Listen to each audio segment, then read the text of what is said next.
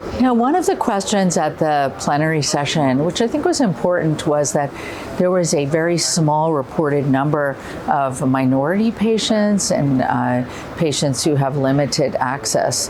One is that clinical trials aren't done in countries with limited access, and then the minority issue is more complex because some countries are forbidden from actually reporting the minority population or different patients by ethnicity. It's not just the minority population, they just can't report those because I think that those countries have decided that this may be a mechanism for bias. So there's a number of different issues.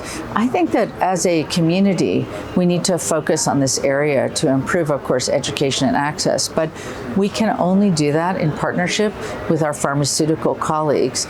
The people who are producing and marketing and distributing these drugs need to make the drugs available, and they need to be able to make negotiations with government agencies to provide the drugs at a lower cost in countries that are lower and middle income, because they just can't afford the drugs. They can't, the governments pay for the drugs in these countries, unlike the US where we have insurance.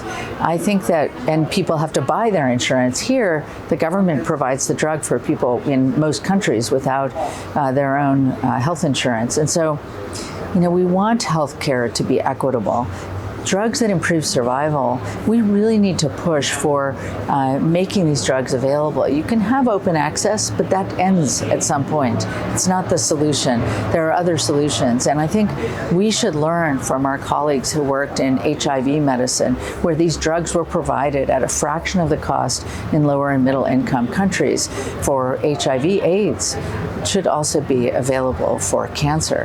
And this, I think, is a huge, important direction for all of us. And if you think about it, we're talking about trastuzumab deruxtecan, a really expensive, designer drug, antibody drug conjugate.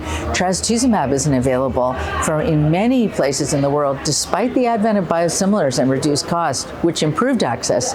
It in no way solved the access for the uninsured.